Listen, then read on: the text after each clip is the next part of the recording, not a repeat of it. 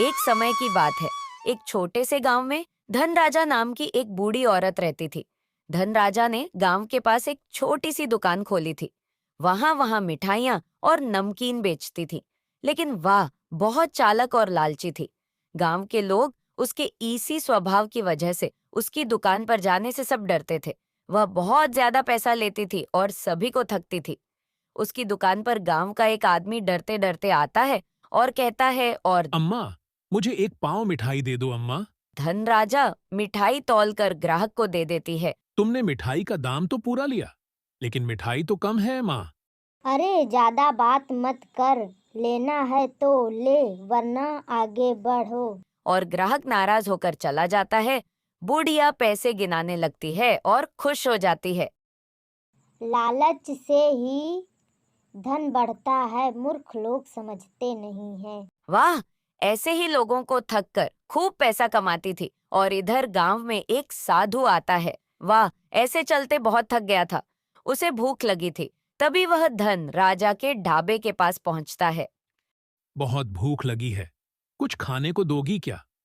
अगर मैंने इसे कुछ खाने को दे दिया तो मेरा नुकसान हो जाएगा, मगर साधु का आशीर्वाद भी तो अच्छा होता है। और धन राजा ने एक सूखी रोटी निकाली और साधु को दे दिया। तुम्हारी दया के लिए धन्यवाद। यह लो, यह एक जादुई आम है। जब भी इसे कटोगी, इसमें से सोने के सिक्के निकलेंगे। और साधु वहां से चला जाता है। धन राजा वह जादुई आम देखकर बहुत खुश होती है। उसे अपने घर में लेकर आती है लालची मन से। वह लालची मन से उसको ही देखती रहती है।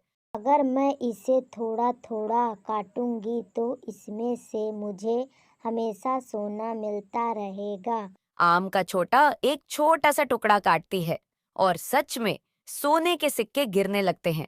उसकी आंखों में चमक आ जाती है। अब मैं बहुत जल्द अमीर बन जाऊंगी। वाह, हर दिन छोटा थोड़ा टुकड़ा काटती और सिक्के इकट्ठे करती। लेकिन अब उसे और सब्र नहीं हो रहा था और वह लालच में पड़ जाती है और सारा आम एक बार में ही काट देती है।